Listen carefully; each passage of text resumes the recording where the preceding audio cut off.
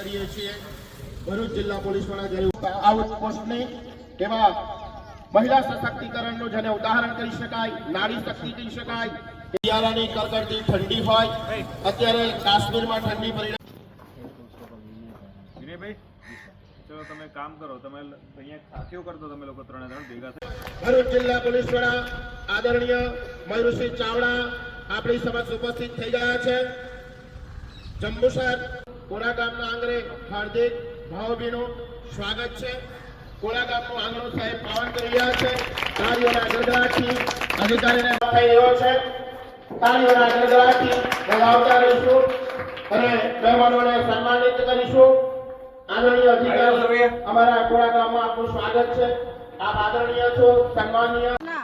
ઉદ્ઘાટન સમારોહમાં અત્રે ઉપસ્થિત ભરૂચ જિલ્લા પોલીસ અધિક્ષક શ્રી મયુર ચાવડા સાહેબ, જંબુસર નાપો અધિક્ષક ઇન્ચાર્જ આર સરવૈયા સાહેબ તથા જંબુસર સર્કલ પીઆઈ સાહેબ કેએમ વાઘેલા સાહેબનું હું કાવી પોલીસ સ્ટેશન પીએસઆઈ વીએ આહિર હાર્દિક સ્વાગત કરું છું।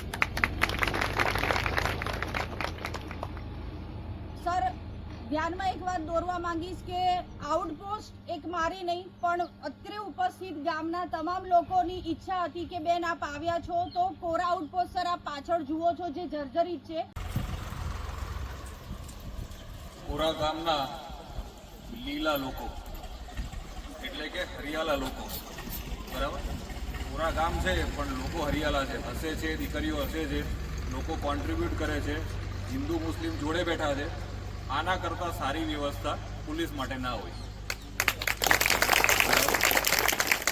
એટલે આજે ભરૂચ જિલ્લા પોલીસના અમારા પરિવારના અમે લોકો બધા હાજર છીએ કોરા ગામના પરિવાર સાથે, અને આ પરિવારની લાગણી એક સારા ઉદ્દેશ્ય સાથે શરૂ થઈ છે કે ભાઈ પોલીસની વ્યવસ્થા સરકાર તમને ગામ સુધી આપે।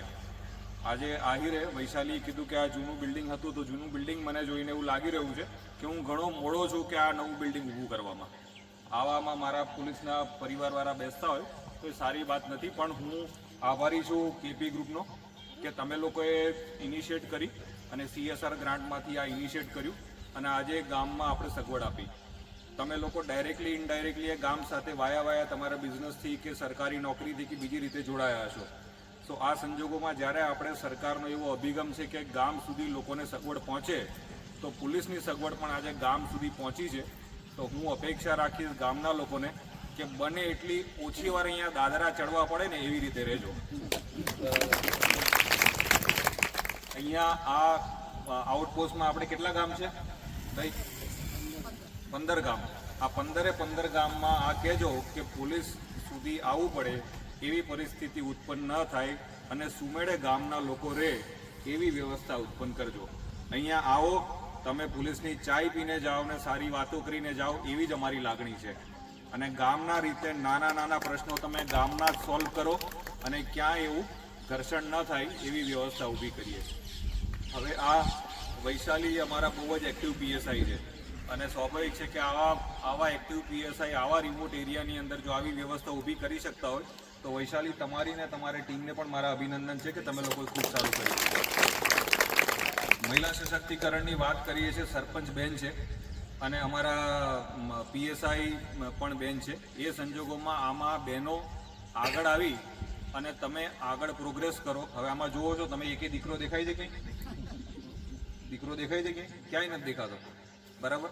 સો આવા મહિલા સશક્તિકરણ જ્યારે થઈ રહ્યું છે ને બહેનો આગળ બેઠી છે, દીકરીઓ આગળ બેઠી છે, તો હું લાગણી રાખીશ કે આગામી સમયમાં કદાચ આ 2-3 દીકરીઓ પૈકી અમારા સરપંચ બેનથી કે અમારા પીએસઆઈથી પ્રેરિત થઈ અને કોઈ સરકારી નોકરીમાં જાય, કોઈ લોકપ્રતિનિધિ બને અને ગામમાં વધારે સારી વ્યવસ્થા ઊભી કરે એવી અમારી લાગણી છે।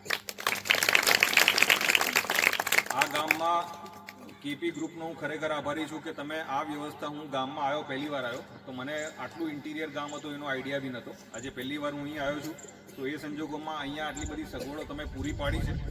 હું ખરેખર તમારો અને તમારા આખા કંપનીના જે મેનેજમેન્ટનો આભારી છું। મારા વિશેષ તમે લોકો આખા મેનેજમેન્ટને કન્વે કરજો। હવે લાંબી સ્પીચ નથી આપતો કારણ કે દીકરીઓને મારે ફ્રી કરવી છે, સ્કૂલનો યુનિફોર્મ પહેરીને બેઠી છે, પણ તમે ગામમાં એ પ્રકારની વ્યવસ્થા ઊભી કરો કે જેના કારણે